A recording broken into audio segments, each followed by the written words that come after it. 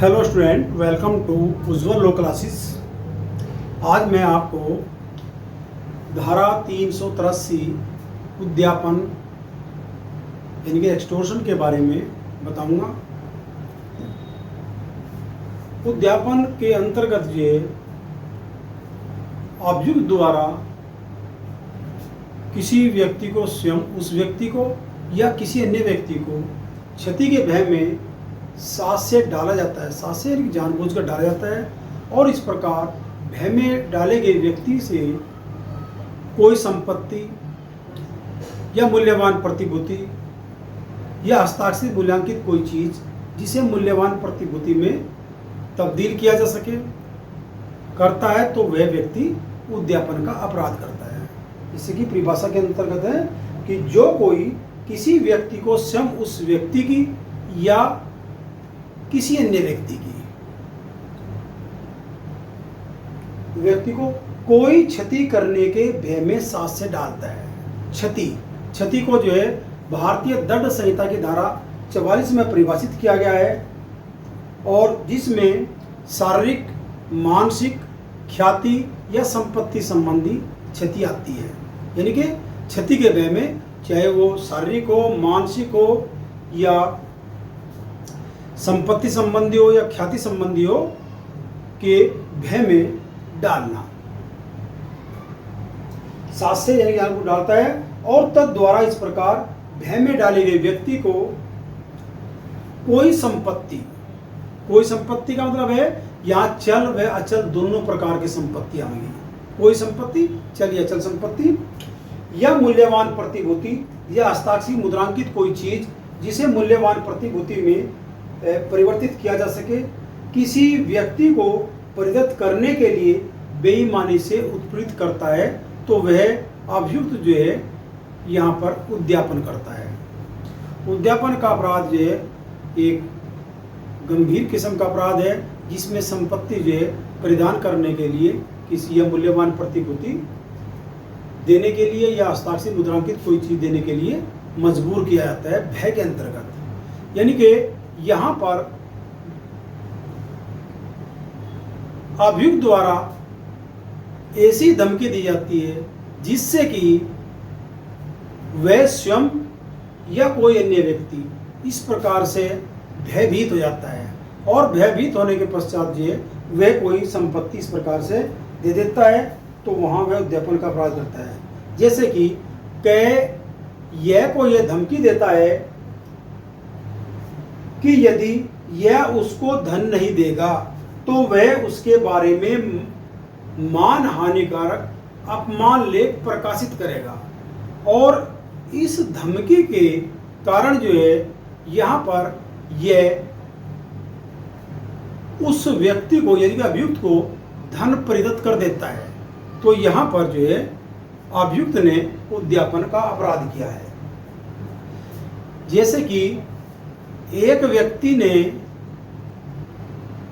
यानी कि अभियुक्त ने दूसरे व्यक्ति के बालक को उठा लिया और उठाने के पश्चात जो उसने उस व्यक्ति को फोन पर धमकी दी कि अगर तुम 1,00,000 रुपए नहीं दोगे तो मैं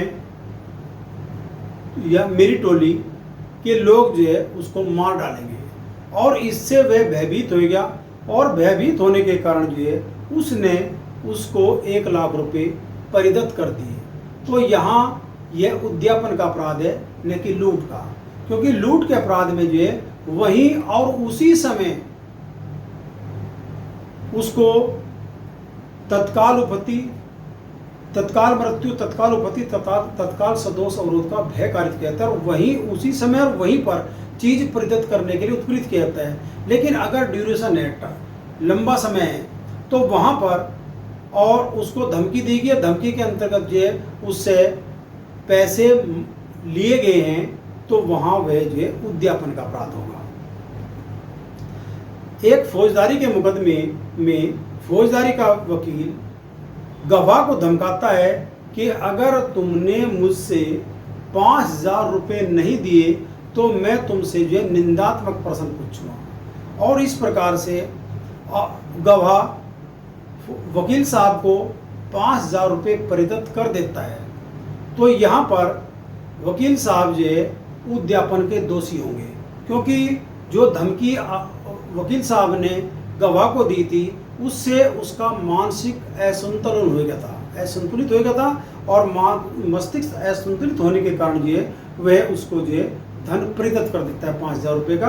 तो यहाँ उद्यापन किया है। एक मुख्यमंत्री ने किसी चीनी मिल के उद्योगपति को यह धमकी दी कि अगर आपने पार्टी फंड में 10 लाख रुपए जमा नहीं किए तो मैं आपके लाइसेंस को निरस्त कर दूंगा। और वहाँ उद्योगपति भयभीत हो गया और उसने जो है 10 लाख रुपए पार्टी फंड में दे दिए। तो यहाँ पर मुख्यमंत्री उद्यापन का दोषी होगा। इसी प्रकार से अगर अभियुक्त जो है किसी लड़का और लड़की को के कपड़े उतारने के लिए मजबूर करता है और उनके कपड़े उतरवाकर इस प्रकार से कोई नग्न फोटो दोनों का खींचता है और बाद में धमकी देता है कि अगर तुमने मुझसे 1 लाख रुपए नहीं दिए तो मैं इसको प्रकाशित कर दूंगा। तो रमेश चंद अरोड़ा के मामले में सुप्रीम कोर्ट ने कहा कि ये उद्यापन है, क्योंकि धमकी के बावजूद ही उन्होंने कपड़े उतारे और उसके बावजूद जो उन्होंने 1 लाख रुपए इस प्रकार से मांग की जो कि दी जा चुकी है। तो यहाँ पर जो है ये उद्यापन का अपराध होगा। उद्यापन के अपराध में भय के अंतर्गत यानी कि अभियुक्त द्वारा दूसरे व्यक्ति को भयभीत करने के पश्चात जब धन प्राप्त किया जाता है तो उद्यापन का अपराध पूर्ण हो जाता है। अगर उसमें जो है धन नहीं दिया गया तो ये केवल उद्यापन का प्रयास है, अगर धन नहीं दिया गया। लेकिन अगर धन प्रदत्त कर दिया गया है तो उद्यापन जो है कंप्लीट हो जाता है। उद्यापन के अपराध के में चल व अचल संपत्ति दोनों को प्रेरित करने के लिए उत्पीड़ित किया जा सकता है, यानी कि मानसिक दबाव देकर भयभीत करके उससे जो है ये चीजें प्राप्त की जा सकती हैं।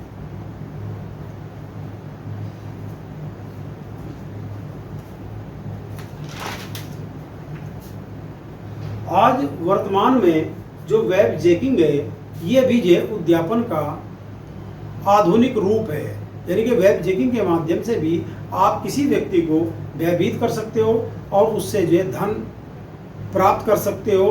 तो यहाँ भी ये उद्यापन का एक आधुनिक रूप है।